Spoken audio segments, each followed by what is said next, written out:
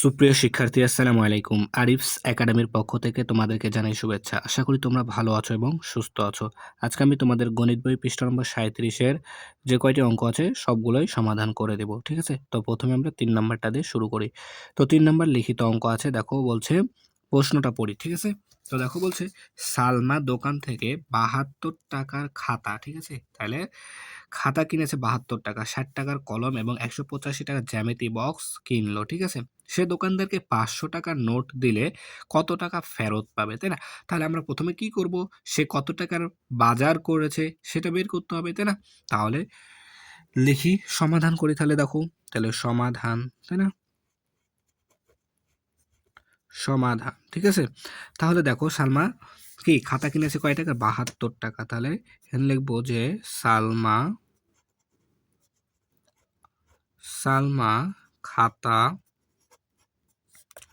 কিনলো কত টাকা? ৭২ টাকার। ৭২ টাকার, ঠিক আছে? এরপর দেখো, কলম কিনেছে কে? সালমাই তো কিনেছে, তাই না? তাহলে সালমা কলম কিনলো কত টাকা? ৬০ টাকা টাকার। তারপরে দেখো, সালমা ১৮৫ টাকা জ্যামিতি বক্স কিনেছে, তাই না? তাহলে জ্যামিতি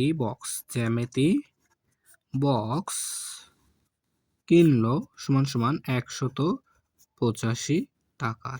ঠিক আছে? তাহলে তার মোট কত টাকা বাজার করলো সেটা এটা কি যোগ করতে হবে, তাই না? তাহলে দেখো, ০ ২ এ ০, ২ আর ০ ২ আর ৫ এ ৭, তাই না? তারপর দেখো, ৭ ৬ ১৩, ৭ ৬ ১৩, ১৩ আর ৮ এ হচ্ছে দেখো ২১, ২১ এর ১ হাতে থাকে ২, তাহলে ১ আর হাতে ২ এ ৩, ৩১৭ টাকার। তাহলে দেখো, সালমা বাজার করলো, তাহলে এখানে বোঝে সালমা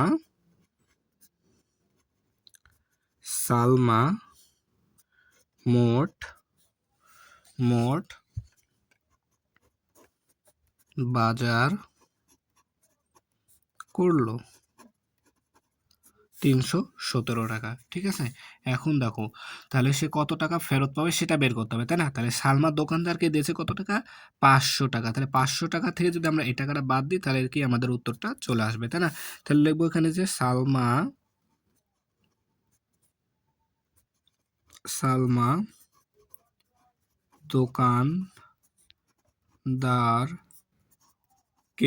দোকানদারকে দিল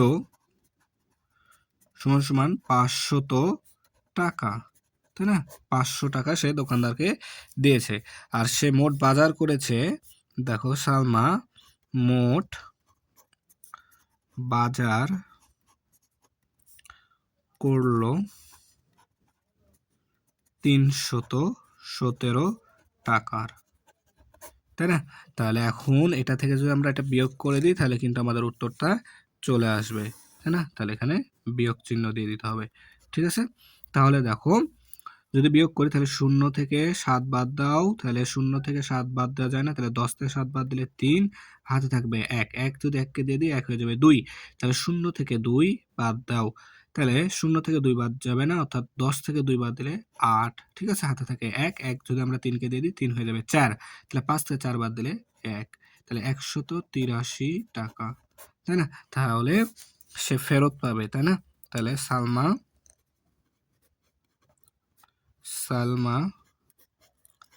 ফেরত পাবে সমান সমান কত টাকা? তাহলে ১৮৩ টাকা ফেরত পাবে।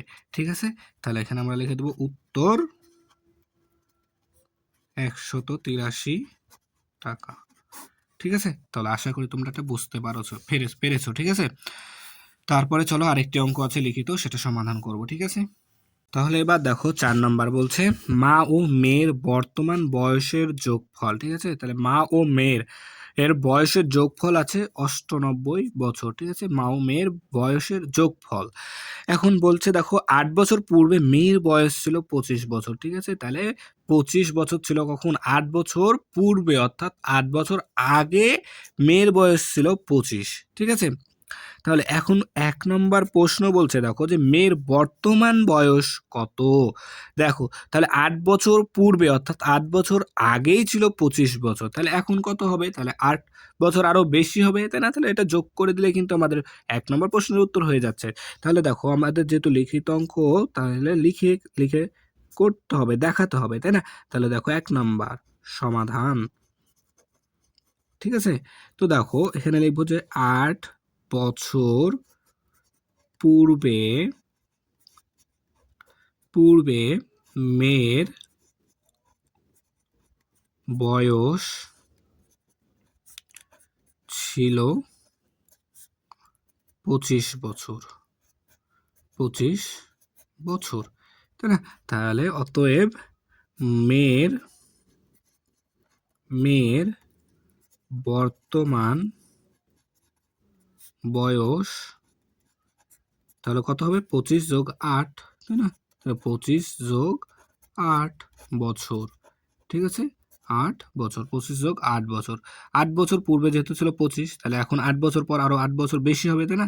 তাহলে ২৫-এর সাথে ৮ যোগ করে দিতে হবে। তাহলে দেখো ৮ × ৫ = ১৩, ৮ × ৫ = ৩, হাতে থাকে ১, ২ আর ১ ৩, ৩৩ বছর। ঠিক আছে? তাহলে মেয়ের বর্তমান বয়স কত? ৩৩ বছর। এটাই অ্যান্সার। ঠিক আছে? এরপর দেখো ২ নাম্বার প্রশ্ন বলছে মায়ের বর্তমান বয়স কত? তাহলে দেখো ওখানে মা ও মেয়ের বর্তমান বয়সের যোগফল দিয়েছে ৯৮, ঠিক আছে? তাহলে ১ নম্বরে পেলাম আমরা মেয়ের বর্তমান বয়স পেয়ে গেলাম। তাহলে এই যে এখানে মা ও মেয়ের বয়সের যোগফল থেকে যদি মেয়ের বয়সটা বাদ দিয়ে দিই তাহলে কিন্তু আমরা এখানে মায়ের বর্তমান বয়স কত সেটা পেয়ে যাব, তাই না? তাহলে দেখো ২ নাম্বারটা সমাধান করি। দেখো তাহলে ২ নাম্বার, ঠিক আছে? তাহলে ২ নাম্বার, তাহলে দেখো ছিল যে কি, আচ্ছা ১ নং হতে পাই, এখানে লিখে দেব আগে, ঠিক আছে? ১ নং হতে পাই কি মেয়ের বর্তমান বয়স, মেয়ের বর্তমান বয়স কত? ৩৩ বছর, ৩৩ বছর, তাই না? তাহলে এখন আমাদের উদ্দীপকে দেওয়া আছে মা ও মেয়ের বর্তমান বয়সের যোগফল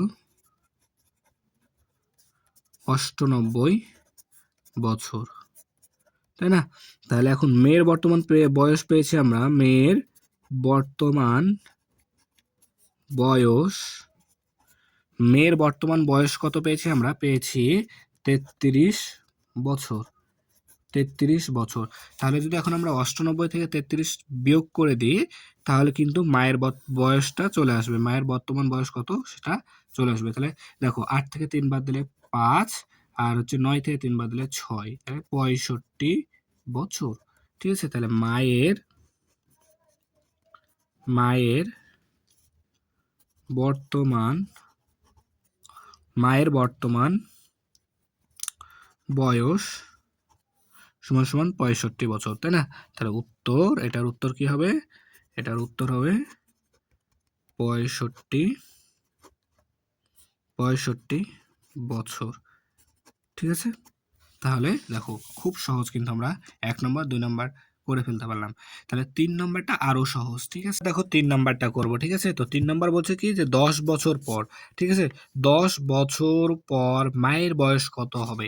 ঠিক আছে? তাহলে দেখো ২ নং আমরা কিন্তু পেয়েছি। ঠিক আছে? ২ নম্বরে পেয়েছি যে মায়ের বর্তমান বয়স কিন্তু ৬৫ বছর, তাই না? তাহলে এখানে লিখবো যে ২ নং হতে পাই মায়ের